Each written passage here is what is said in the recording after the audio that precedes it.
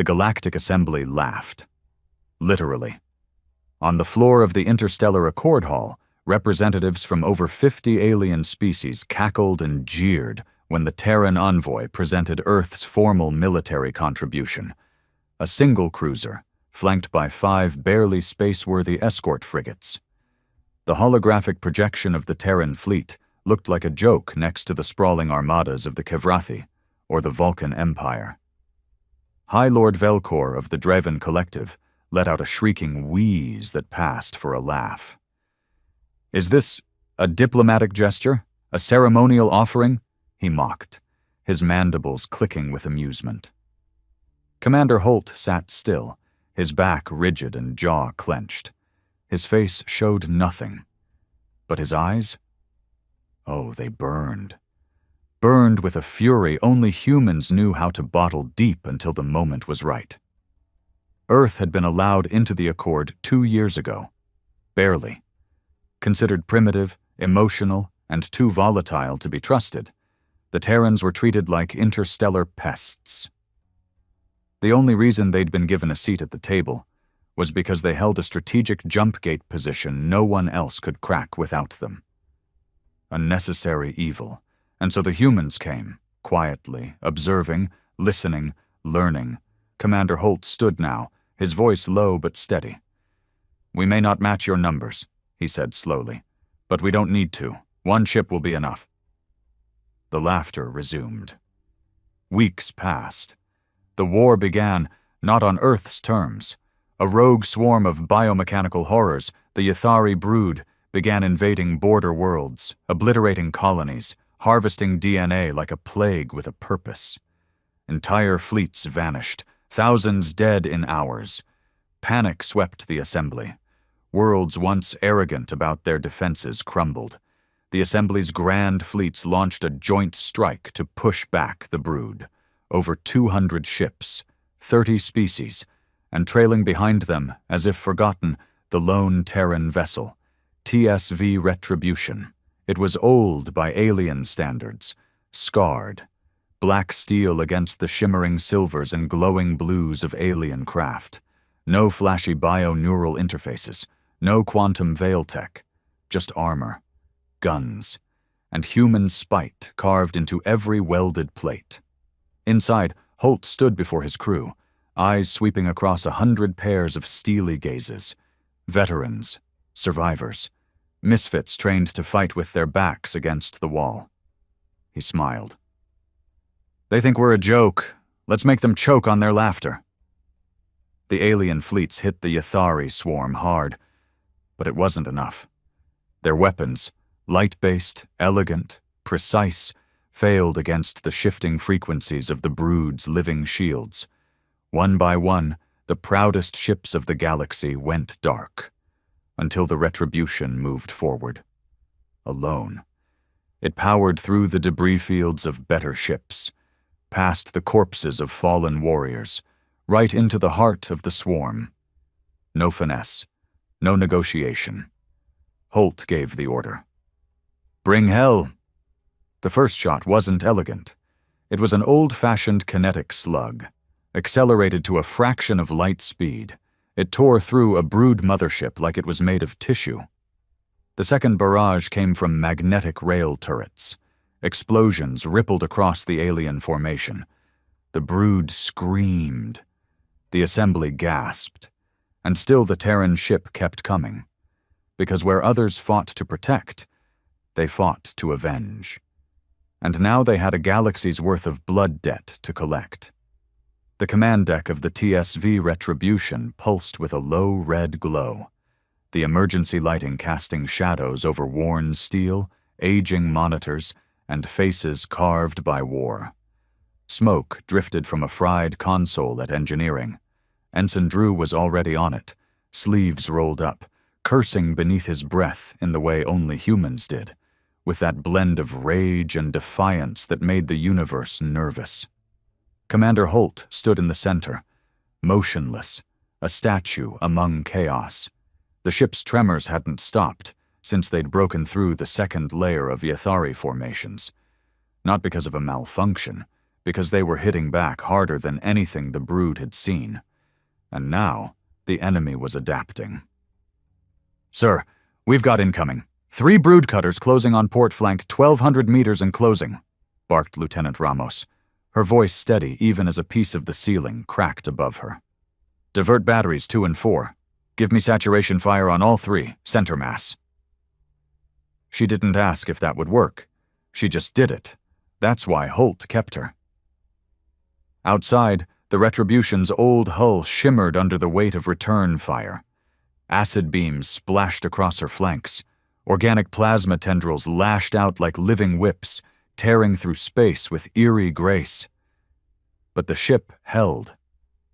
Because unlike the others, the Retribution didn't rely on smart shielding, evasive algorithms, or predictive threat assessments. She trusted her armor, her crew, and the ruthlessness of human engineering. She was a hammer, not a scalpel. Built not to dance with death, but to drive it backward. The brood cutters shrieked in binary tones, their organic exteriors flexing as they tried to adapt their structure mid-battle. The first exploded as 6 180mm slugs ripped through its nerve cluster. The second banked away. But too late. A high-explosive shell detonated mid-pursuit, bathing it in raw flame. The third tried to retreat. Bad choice. From beneath the Retribution's forward prow, a hidden missile bay opened. 1 warhead, old-school fission, banned by the Accord. Holt grinned coldly. "Fire!" The missile streaked out and struck the cutter dead center. There was no glow, no pretty spectacle, just a sudden, vicious erasure. The vacuum didn't even flinch, but the brood screamed again, those that remained. Then came the shift. The swarm retracted. All across the fleet formation, what was left of the Accord's grand forces watched in silence as the tide turned. The brood, so confident minutes ago, began to fold back, not out of strategy, but fear. Biological minds didn't fear in a way sentience understood, but they reacted to pain, to disruption. To death they hadn't anticipated, and they hadn't anticipated humanity. "Sir," Ramos said, her eyes wide. "They're retreating." "They're regrouping," Holt corrected. "Don't mistake reaction for surrender. They're not used to bleeding. We just introduced them to that concept, and like all first-timers, they'll come back angrier." He turned to the communications console. "Open a channel to the rest of the fleet." Technician Lau glanced back. "Open, sir. Broadcasting now." Holt stepped forward, voice low, graveled by war. "This is Commander Holt of the Terran space vessel Retribution. If you're hearing this, congratulations. You're still breathing. Most aren't." Static hissed, then silence. Some channels lit up green, others remained red. Too many red. "You wanted Terrans to prove themselves? You wanted to laugh at our numbers, our tech, our place in your little interstellar club?" Holt leaned closer. "Then watch. Watch what happens when you force a dying race to pick up its sword again." He paused. "Because we didn't come to participate. We came to win." He cut the feed. A murmur passed through the remaining fleet. The silence wasn't peace. It was awe. For a century, the galaxy had measured strength in sophistication. Tech specs, quantum matrices, how well you could avoid confrontation, pacify your enemy, survive on diplomacy. But now they saw a ship that didn't want to survive. It wanted vengeance, and it was good at getting it. On the other side of the sector, aboard the Vulcan warcruiser Spire of Balance, Admiral Olnix floated in frustration, his translucent fins twitching in disgust. He'd dismissed the Terrans hours ago. Primitive animals, too emotional for space. Now, that same animal was carving through the swarm with ancient weapons and stubborn fury. "Why do they not flee?" Olnix asked his advisor. "The enemy is biologically superior. Tactical advantage is lost." His second, a tall, thin Kalresh, responded flatly. "Perhaps, Admiral, because they are too angry to die."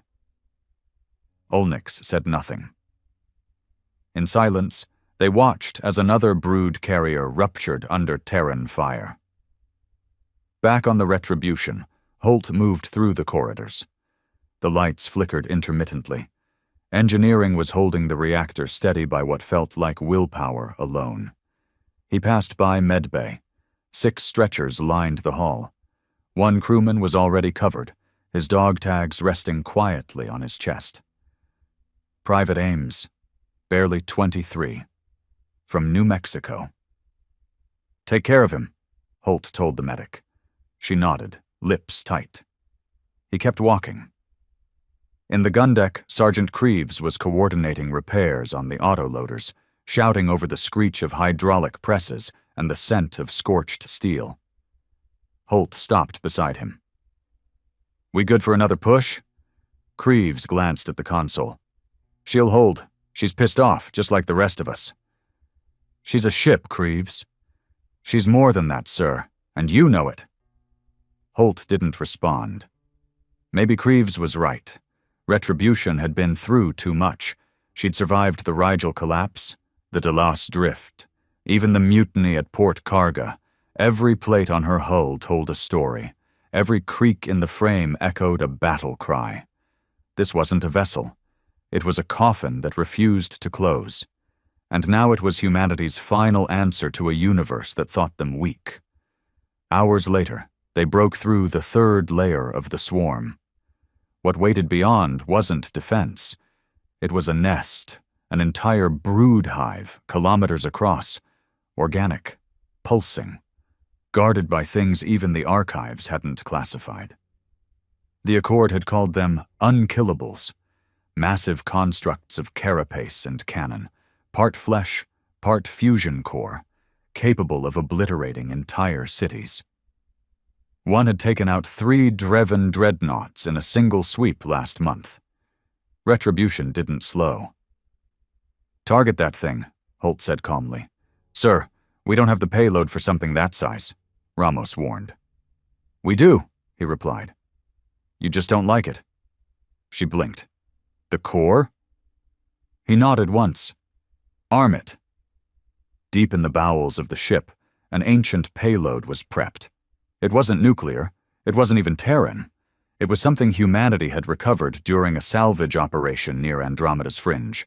Alien tech, reverse-engineered, unstable, but effective. The command crew watched as the unkillable began moving. Its eyes, glowing pits of pure energy, locked onto the Retribution. "Steady," Holt said. "It's charging. Let it." At the last moment, Holt whispered, "Release!" The weapon launched. The unkillable fired. Both met mid-space, and the universe went white. When the light cleared, silence reigned. The unkillable was gone. No explosion, no remains, just absence. And the Retribution? She drifted, charred, scarred, but whole. Ramos broke the silence. "I don't understand. That weapon? It bent gravity. It erased the ship." Holt looked tired. "No," he said. "It reminded it what fear looks like." The Galactic Assembly met in emergency session days later. Gone were the smirks. Gone was the laughter.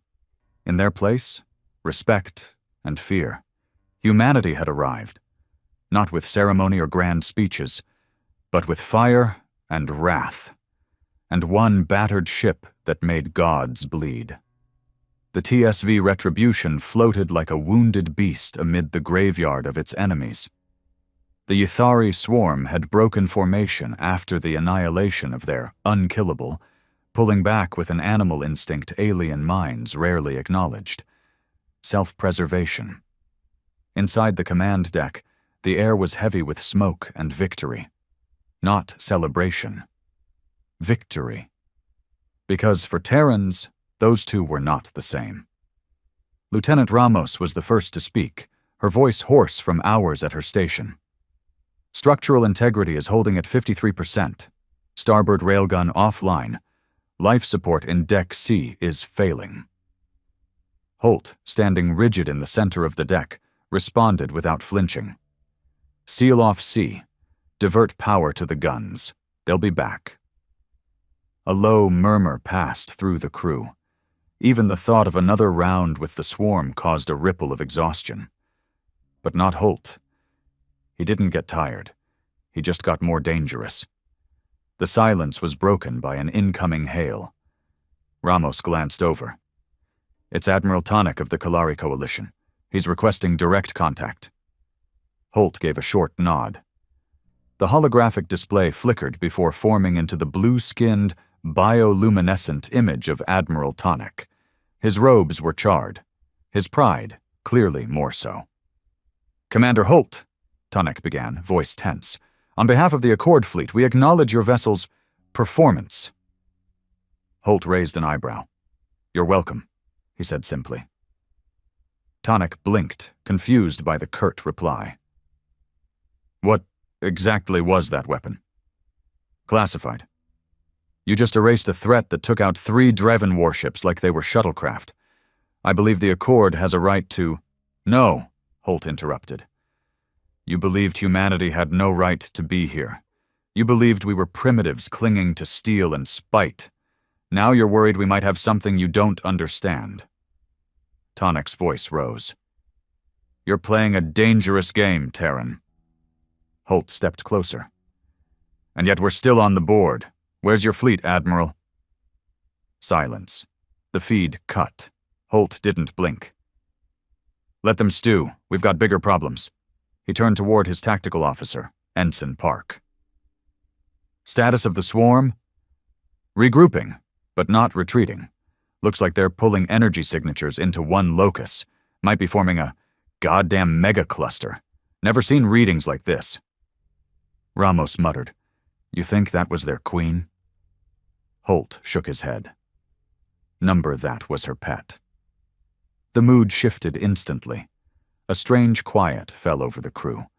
Because humans didn't fear dying, they feared losing for no reason. And right now, Holt was calculating the cost of a second engagement with creatures who had just tasted fear for the first time in their evolution. He turned to engineering. "Drew, status on the core?" Drew's face was blackened with soot, hair matted with sweat. "Running hot. We've bypassed 2 regulators. You want to push her again, we're playing Russian roulette with 3 bullets." "Make it happen." Drew grunted and vanished into the steam. As Holt walked back to the viewport, he stared into the stars, cold and silent. That's when it hit him. The war wasn't won, not even close. They had drawn blood, sure, but the swarm was adjusting, evolving, and the galaxy was watching, not to help, to decide whether they needed humanity at all. Hours later, they intercepted a transmission not meant for them. Encrypted, sloppy encryption. Ramos decrypted it in under 5 minutes. It was from the Dreven Collective. A private message to the Vulcan and Kalari command nodes. Holt listened in silence. The human ship has demonstrated clear instability in both command structure and weapons protocol. We cannot allow an unvetted species to carry such a strategic asset. Recommend neutralization under Clause 17 of the Preemptive Threat Doctrine. Authorization pending. Ramos looked up. "They're planning to destroy us." Holt didn't move. "Let them try." "But why? We just saved their asses." Holt turned slowly. "Because they hate what they don't control. And right now, they don't control us." Silence again. But this time it was hard. Hard like a clenched fist. Retribution's next move wasn't diplomatic. It wasn't tactical. It was purely Terran. They broke ranks. Pulled from the main Accord fleet and began a solo burn into the heart of Ithari territory. Ramos had objected. So did Creeves. Even Park looked pale. But Holt was resolute. "If they're planning to eliminate us, we don't have the luxury of waiting for betrayal," he explained. "We finish what we started, before they finish us." "What are we even trying to hit?" Ramos demanded. Holt brought up a file. It was crude, partial scans, glitched telemetry, but clear enough. At the center of the Ithari swarm was a structure. Not quite a ship, not a planet, a womb, alive, feeding, breeding, generating swarm units by the hundreds every hour. It hadn't moved. It didn't need to. The brood came from it, fought for it, died for it. Ramos stared. "You want to kill the mother?" "No," Holt corrected. "I want to kill God." They flew for 17 hours without contact. No transmissions, no backup, no reinforcements. Just the groaning of the hull and the hum of the engines, now jury-rigged and barely holding together. Retribution bled coolant like a wounded predator. But she kept moving. The stars thinned. The background radiation shifted. And then they saw it. The womb. It hung in space like a tumor the size of a moon, pulsing, leaking bioluminescent fluids into the void. Hundreds of living tendrils wrapped around debris, ships, planets, bodies, feeding on them, creating more, and around it, silence. Not a single swarm ship in sight. Ramos whispered, "It's waiting." "No," Holt said, "it knows." They were expected, because the womb wasn't a passive builder. It was sentient. It was aware. Holt gave the order. "Arm everything. No warnings, no talking. Kill the bastard." The battle began not with a bang, but with a whisper. The Retribution launched a salvo of heavy torpedoes. They streaked toward the womb and vanished. Literally. One moment on the radar, the next, gone. Then came the counter. From the folds of the womb, shapes emerged. Not ships, things, constructs of meat and alloy, eyes that weren't eyes, claws that rippled with plasma. They didn't fly. They twisted space around them. They didn't attack. They consumed. The first hit was on Deck D hull breach. 6 dead. The second hit was a psychic burst, broadcast through neural waves. Screaming, crew members staggered. Blood poured from ears. Park threw up. Holt just growled. "Counter with raw frequency noise. Jam it, burn it, make it shut the hell up." Drew rerouted the comms array to blast a stream of high-frequency white noise across every channel. The screaming stopped, but the enemy kept coming. The womb pulsed again. 3 more constructs emerged.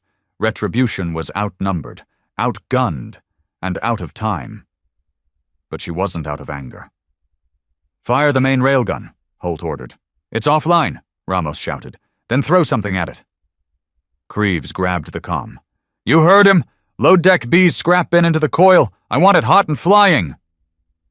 Minutes later, a payload of raw junk, metal plates, bolts, even a dismantled turret, was accelerated through the rail system. It struck the womb dead center.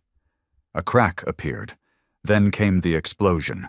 A birth scream from the womb, louder than before. Pain, actual pain. She was alive, and she was bleeding. "Again!" Holt yelled. Another strike, another scream, and then something new. The tendrils began retracting, not to attack, to protect. The womb was afraid. The crew cheered, because now it was a race. Who would die first, the last Terran ship or the first alien god? The TSV Retribution groaned under its own momentum, her battered frame pressing toward the monstrous womb like a war dog lunging at a god. The silence between weapons fire throbbed louder than the noise. Every creak of her hull, every flicker of her lights was a countdown to death or something worse. Commander Holt stood like a carved statue amid the shuddering chaos of the bridge. Blood trickled from his right temple. He hadn't noticed, or didn't care. "Status on the second coil railgun?" he snapped. Ramos, coughing from smoke, wiped her nose with her sleeve. "Overheated. Recoil actuators blew last volley. She's done unless we rip her apart and patch manually." "Do it. We'll lose the gravity stabilizers. Then we float. Patch it." Creeves had already vanished into the gun deck before the words even finished. Outside the viewport, the womb shimmered with iridescent flesh, wounded but not beaten. She pulsed with energy like a storm cloud stuffed with lightning. In her final defense, She was no longer summoning constructs or drone ships. She was changing space itself. Reality near her skin began to bend. Hull radar faltered. Engines hiccuped mid-burn. Park screamed from tactical. "Gravitic distortion!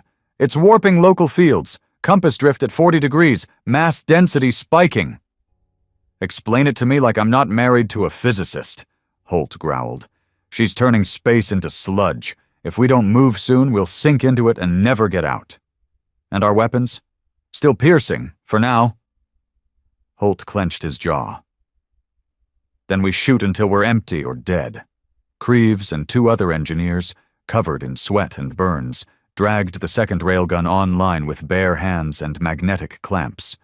They bypassed safeties, exposed the coils, and hardwired ammo feeds from secondary storages. "Manual targeting only," Creeves warned over the comm. "No autocorrection. You miss, it's on you." Ramos looked at Holt. "You want to fire that thing blind?" "I've been aiming blind my whole life," Holt muttered. "Patch me in."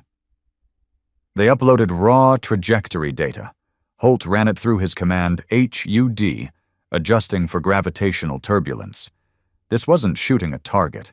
It was guessing where reality would allow a bullet to travel next. "Firing solution locked," Park said. "Fire."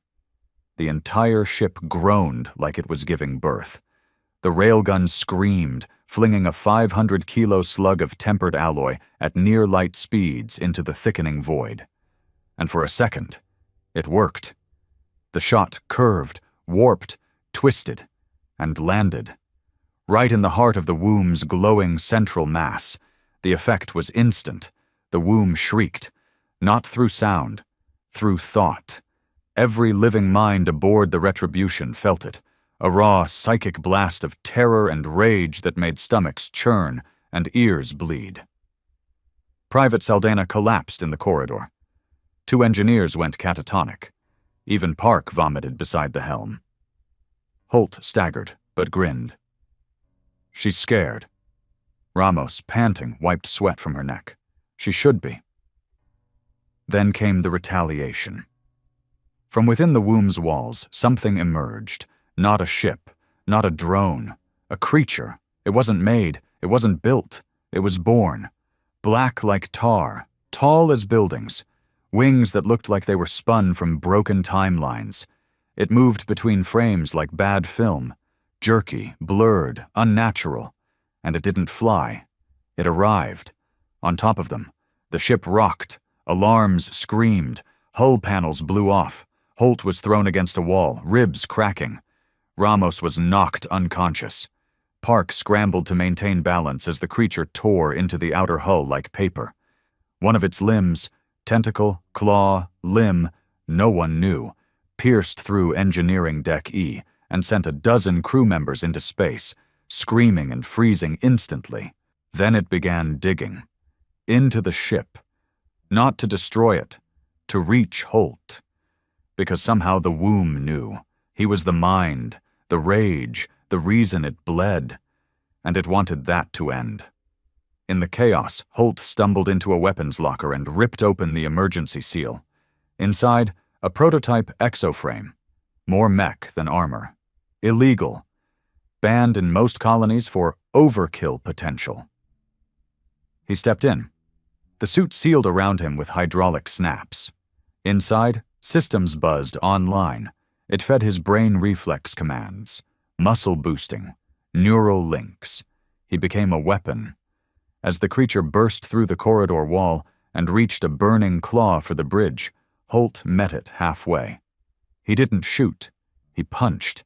The impact shook the corridor. The alien shrieked and recoiled, its face imploding from the force. Holt pressed the advantage, slamming a full-armored fist into its gut, then ripping one of its wings clean off. Blood, black and glowing, splashed across the walls. The creature shrieked again, lunging, slicing Holt's shoulder open even through the frame. But he didn't stop. He was a Terran. He was angry, and he was done running. He drove a makeshift pike, a broken piece of pipe sharpened by shrapnel, straight through its skull. The creature went still. then collapsed, dead. Holt, panting, his blood and its ichor dripping from his armor, turned to the intercom. "We're not done. Patch me through." Ramos, half-conscious, managed to slap a console. "All ships," Holt growled. "This is the retribution. You abandoned us, betrayed us, sentenced us." He paused, looking out the cracked window at the pulsing, terrified womb. "Now watch us end what you were too scared to fight." The final assault began. They had no ammunition left, no torpedoes, no backup, just themselves. And the womb. They plotted a course straight into its heart. Suicide. But necessary. "Ramming speed," Holt ordered. Drew, coughing blood, looked up from engineering. "Core is going critical. We can divert it to the forward drive, but it'll cook us alive." "Do it." "No second chances, Commander." There never were. The ship turned. Engines flared. The womb saw them. Tried to run. Too late. The retribution became a bullet, a burning, screaming arrow of human vengeance. As the ship closed in, Holt stood tall at the helm, unblinking. "Let the galaxy remember," he whispered, "what happens when you mock the species that built war out of love and hate." Impact. The world turned white. The womb exploded in a silence so deep it broke communication links for minutes afterward. And when the light faded, there was no womb, no retribution, only silence. And in that silence, for the first time in galactic history, the universe feared humans. The blast radius extended over 20,000 kilometers. Every vessel within range had gone dark temporarily, their sensors scrambled by the whiteout pulse. Communications shut down. Gravitational stabilizers failed. Warp gates shuddered across 3 systems, and in the center of the obliterated silence, there was nothing left.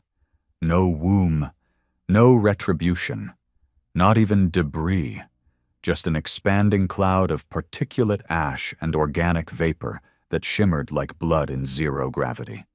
Across the surviving ships of the Galactic Accord, silence reigned. Not reverence, not mourning. Shock. Because what they'd just witnessed wasn't bravery, it was madness. No protocol, no retreat, no tact.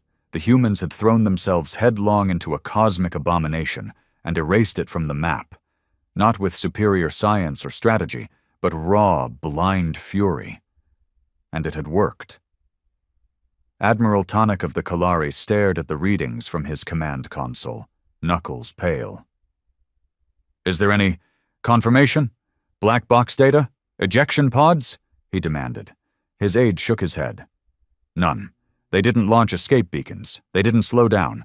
They didn't even send a last will." "Idiots," Tonic hissed, but the trembling in his voice betrayed him.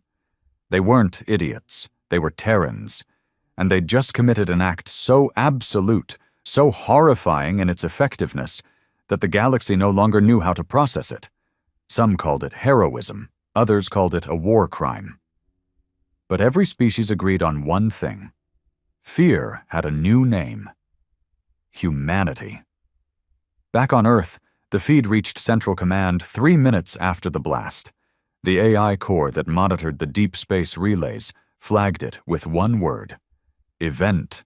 Reckoning General Marlowe, head of Terran Planetary Defense, stood before a war room of blinking monitors and watched the last frames of the Retribution's final charge. The moment the womb detonated, the moment humanity announced itself, no ceremony, no posturing, just fire. His aide whispered, "Shall I alert the Accord Council?" Marlowe didn't blink. "No." "Sir." "Let them stew in it." "But, no." He finally turned, expression unreadable. "If the galaxy wants to pretend we're dead, let them. A martyr is harder to kill than a soldier." But the Terrans were not dead. Not all of them. In the outer ring of the detonation cloud, drifting amid irradiated chunks of alien marrow and melted alloy, was a life pod. One. cloaked by debris, its signal buried by the aftermath, its heat signature masked. Inside was Commander Holt, barely alive, bones shattered, skin seared, internal bleeding in 4 organs. The exoframe he'd worn had absorbed the initial impact, but his body had paid the price. His breath was shallow, his vision blurry. But he was conscious. Because dying was too easy for a man like him. He stared through the viewport as the stars spun slowly. Time passed. How much, he didn't know. Then, movement.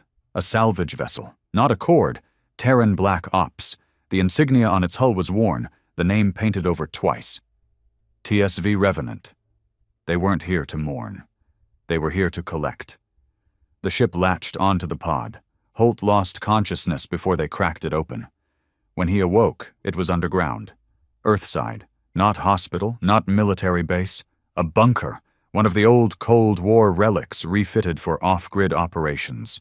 No signals, no data uplink, just walls of steel and men who didn't exist on any registry. A voice spoke from the shadows. "I was told you were dead." Holt turned his head. It hurt. Everything hurt. The speaker stepped forward. Older man, scarred face, civilian clothes with military posture. Marlowe. Holt coughed. "You disappointed?"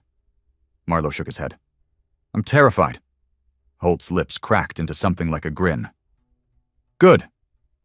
You realize what you've done? I killed a god. You made one."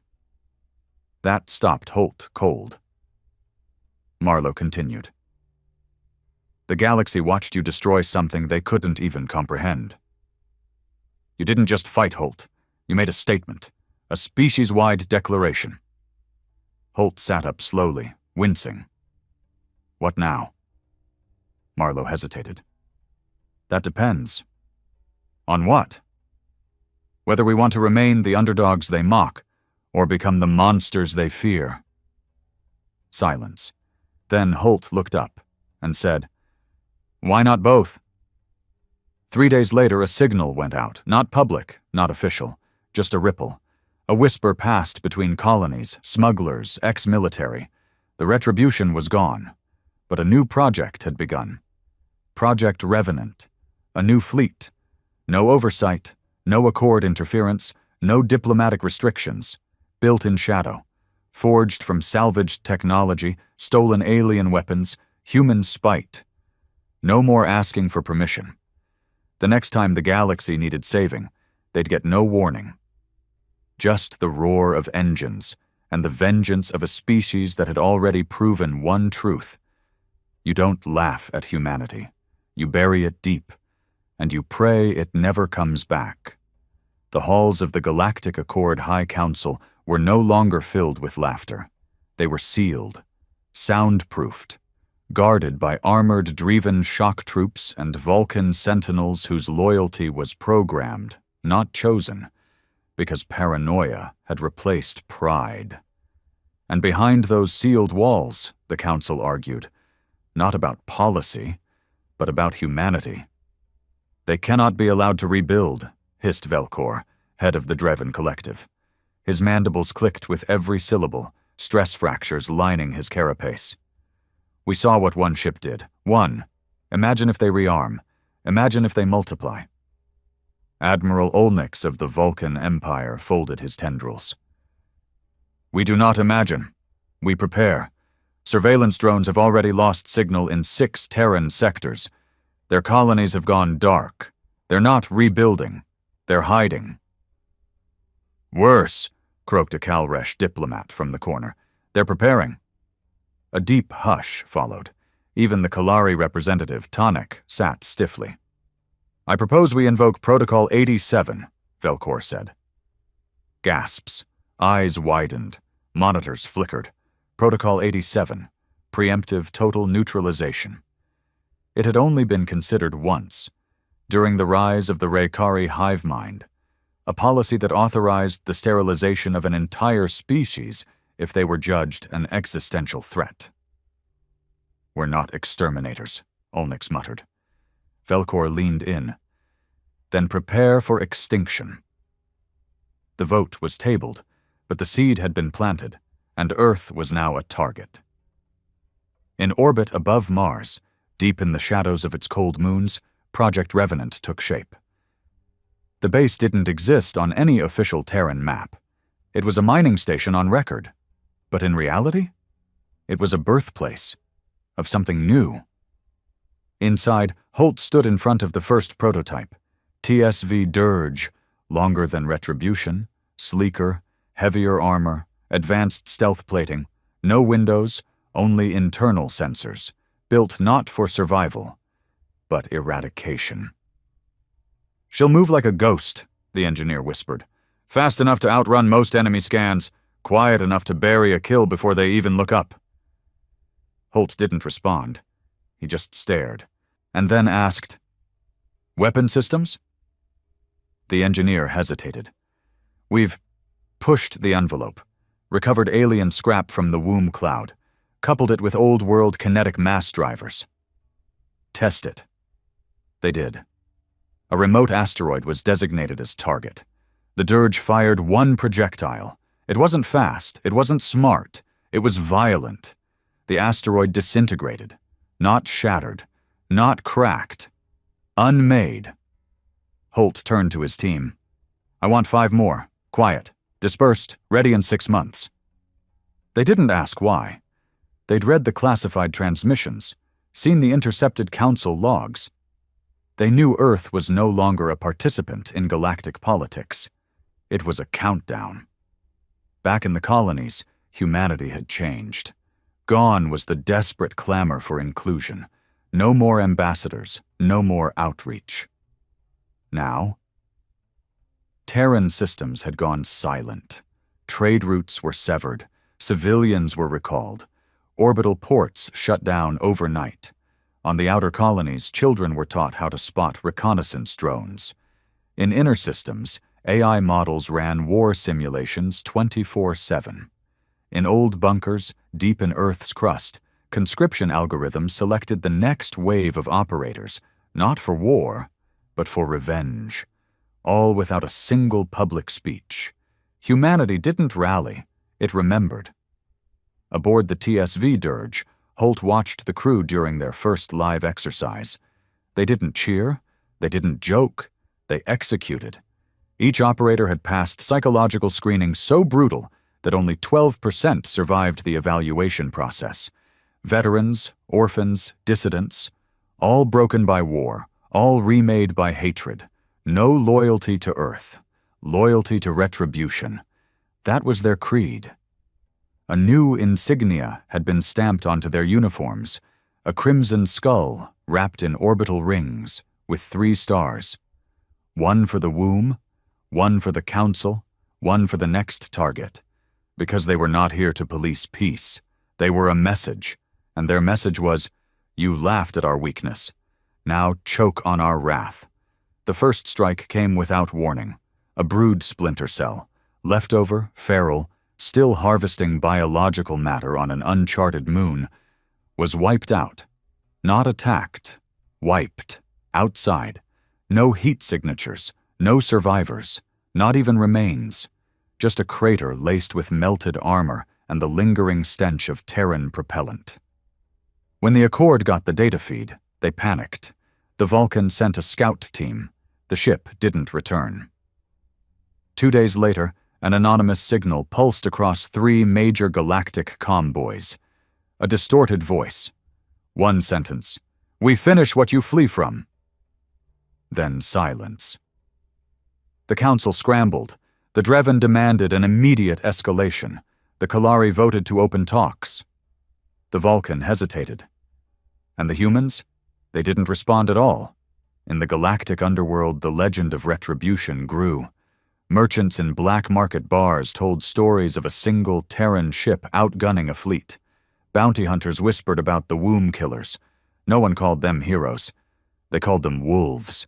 And in a galaxy that prized diplomacy, the return of predators sent ripples through every system. Inside Holt's quarters aboard the Dirge, a message waited, encrypted, unmarked. He opened it. A single image, the Council vote. They were moving toward Protocol 87. A countdown had begun. But Holt didn't panic. He smiled. Because the more they feared humanity, the more they revealed their own weakness. And when the Council finally struck, when they came to sterilize the species they had underestimated for centuries, they would find no cities, no armies, no defense, just ships like Dirge, waiting, burning, and ready to prove that humans may die, but they always die last. The Galactic Accord moved fast. The vote passed. Protocol 87 was officially enacted. Every Accord fleet within striking distance was ordered to engage Terran assets with full force. No negotiations, no prisoners. This was not war. It was cleansing. Because now Earth wasn't just feared. It was hated for what it reminded them. That despite their advancement, their diplomacy, their genetic purity, there still existed a race that didn't care for ceremony or superiority. One that fought not for territory or pride, but for vengeance. The first attack came at Gliese 54C, a minor Terran mining colony. 16 Accord warships descended, bristling with EMP torpedoes and nanite suppression grids. They expected resistance. They expected surface batteries. They didn't expect an empty world. No people, no signals. Only one structure left intact. A monolith. Black steel, and carved into it, in perfect galactic common. "You're late." One of the Vulcan officers scanned the soil. "Their people were here, just gone." A Dreven commander hissed. "Evacuated?" "No," the Vulcan muttered. "Relocated." Then their sensors picked up a spike, high orbit. Too late. The trap had already sprung. 5 Terran stealth mines detonated simultaneously. Not explosive, electromagnetic fission. They didn't destroy ships. They gutted them. Every control panel fried, every drone offline. Ships didn't explode. They just died. Floated. Cold. Silent. The Accord had walked into a phantom zone, and Earth didn't even bother watching. At Council headquarters, panic erupted. "How did they vanish?" Velcor shrieked. "Entire populations gone. Our spies reported over 500,000 colonists there just a month ago." Tanek didn't speak. He just stared at the battlefield footage, hands trembling. He saw the monolith. He read the message. He understood the psychological warfare at play. Humans weren't hiding. They were preparing, and every attempt to preempt them only made them stronger. Olnix finally broke the silence. "I propose a recall, a pause. This isn't a military operation anymore. It's a crucifixion." Velcor spat. "You're weak. And you're already dead. You just don't know it yet."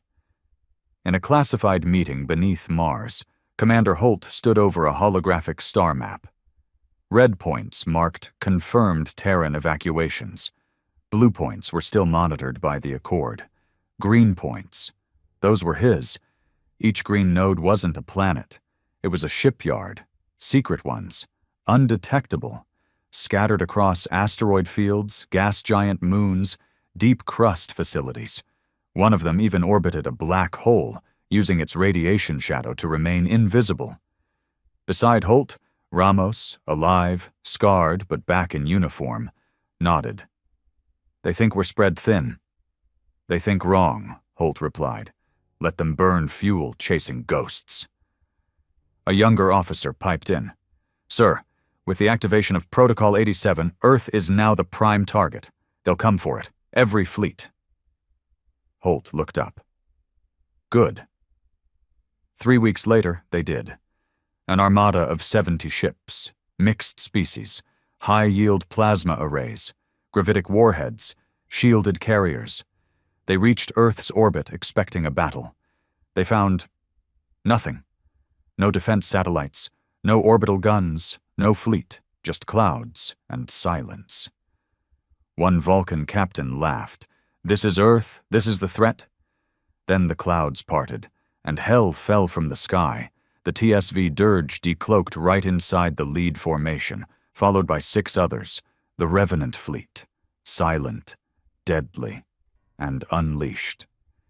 Each ship fired on separate vectors, no coordination, no formation, just chaos, because humans didn't fight to win territory, they fought to kill. The lead carrier exploded in one salvo. A Dreven destroyer tried to retaliate, only for a Terran spike missile to pierce its core and detonate inside its AI brain. The Accord ships panicked, tried to scatter, but the Dirge's fleet wasn't pursuing. They were herding, toward low orbit, toward Earth's trap. From the oceans, cannons rose. Ancient tech fused with alien systems. They weren't visible from space, they weren't detectable. But when they fired, every satellite across 3 systems recorded it. Massive bursts of plasma-piercing railfire, each shot aimed with rage, not precision. Within 7 minutes, the Accord Armada lost 32 ships. The others fled. No pursuit. Holt watched from Mars Command, silent. "They'll be back," Ramos said. He nodded. "They'll bring more." She hesitated. "And when they do?" He didn't smile. He grinned. "Then we show them the real fleet." Because what the galaxy hadn't realized was that retribution was not just a ship. It was a doctrine, a philosophy. One ship had changed the war. Now there were dozens, and soon there would be hundreds, all built with the same core principle: let the enemy laugh, let them underestimate, and when they open fire, make them regret living. The war was no longer fought in numbers.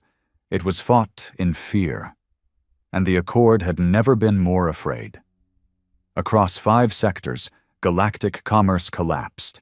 Shipping lanes were abandoned. Colonies disconnected themselves from Accord networks to avoid being seen as sympathizers, because to be associated with Earth was now dangerous. But to be associated against Earth? That was fatal. The Revenant fleet no longer waited for attack. It had gone on the offensive. Terran ships began appearing inside enemy strongholds without warning.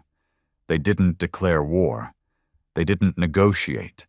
They simply arrived, destroyed what needed to be destroyed, and vanished like ghosts. The Dreven lost 3 breeding moons in 1 week. The Kalari homeworld was forced to declare planetary lockdown after orbital communications were jammed by a Terran satellite that somehow spoke back to every citizen with this message: "You are not at war with us. You are in our way."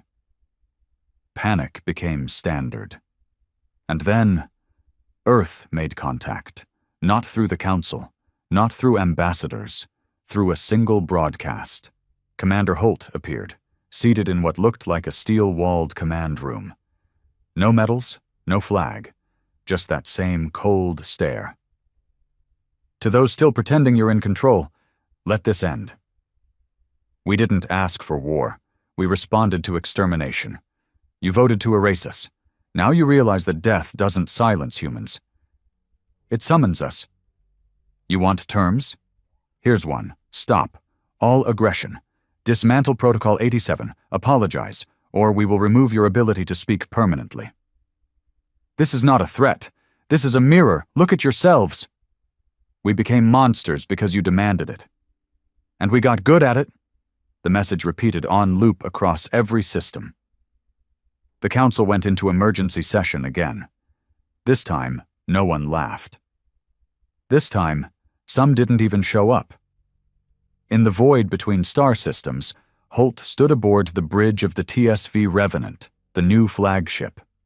The Dirge was now a sister ship, part of a trio known as the Choir of Vengeance, each with its own doctrine.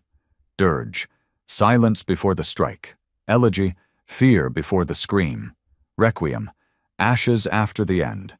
Each one had a captain who'd once been part of the Retribution's bloodline, officers who had seen the womb die, who'd tasted death and didn't flinch. "Status?" Holt asked. Ramos stood beside him, older now, weathered, cold as steel. Elegy struck a Dreven research lab on Sethir 8. No survivors. They were developing mind-crippling nanoviruses. We destroyed the files, too. Push the logs to the Accord network. Let them know their science died with their hubris. He paused. And the Requiem? She hesitated. It attacked a refugee ship. Holt turned sharply. Whose? Vulcan, full of escapees. Mostly civilians. He went still. How many dead? Over 3,000. Silence. He didn't rage, didn't cry.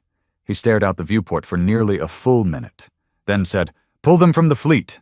Strip the command staff. Issue charges. We're not the council. We don't kill innocents." Ramos looked away.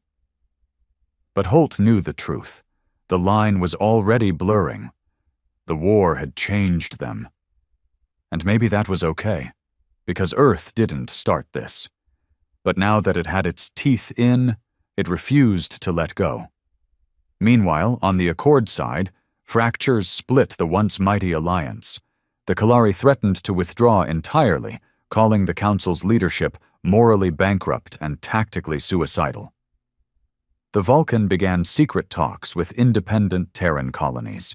Even among the Dreven, military commanders began disappearing. Some believed killed, others believed to have joined Holt's quiet revolution. And in a desperate move, the Council authorized a final project, Savior Protocol. They would build a weapon, an AI supermind, fused with captured Terran tech and Draven biocode. It wouldn't just strike Earth. It would erase Terran identity from the galactic grid, history, culture, databanks, even memories, the perfect war. But it needed one thing: time. Holt found out within 48 hours. A former Calresh diplomat defected, passed the information in exchange for asylum. "Why tell us?" Ramos asked. The alien hissed. "Because even the Council's allies have nightmares, and in every one of them you smile before we die." Holt read the schematics. Location, Glintax Station. Deep space outpost shielded by quantum cloaking. He made his decision instantly. "All ships, ready engines. We're ending this. Now." The Revenant fleet gathered in silence. No speeches. No morale briefings. They didn't need them. They were vengeance incarnate. The choir took point, flanked by the new whalers, small Terran vessels with high-output EMP cores designed to burn mines without breaking hulls. The fleet jumped to Glintax and entered hell. The Accord had known they'd come. 58 ships waited, plus planetary cannons, plus satellite nukes. It didn't matter. Holt raised one hand. Make history. And they did. The choir split formation. Dirge dove straight into cannon fire, absorbing impact with deflection plating and giving Requiem a clear shot. Elegy disappeared, its cloaking tech letting it blink between firing cycles, appearing behind ships before they could react. Whalers struck the satellite net, frying half the Accord's tracking systems. The AI housing chamber was protected by 12 defense turrets. Holt and a small drop team breached it in person. Close combat, no prisoners. He reached the AI core, a glowing synthetic brain the size of a cathedral. It spoke. "You cannot stop inevitability." He placed a charge at its base. "I just did," and blew it. When the dust settled, Glintax was gone. The Savior AI didn't speak again. And the Accord? It fell silent. For the first time in over 500 years, the Galactic Accord officially dissolved. Every member state went separate ways. Some rebuilt, some isolated, some just vanished. Earth didn't claim victory. It just stopped. Because the war wasn't about winning. It was about reminding. And now, they remembered. 1 year later, Holt stood on Earth's surface, overlooking the rebuilt ruins of old Geneva. Nature had taken most of it back. Birds chirped, wind whispered. Behind him, Ramos walked up. "Peace, huh?" He didn't turn. "Maybe. They still watch us, still fear us. They should." And what about us? He exhaled. We'll wait, in the shadows, not as tyrants, not as heroes. He finally looked at her. As consequences. She smiled. A faint one. You think they'll ever forget? He shook his head. No. They laughed at the tiny fleet. He nodded. Now every one of them builds their fleets just a little smaller, hoping we don't notice. They stood there, silent, and behind them, hidden beneath the mountain. The next fleet slept, just in case the galaxy ever needed another lesson. In fire, in defiance, in retribution.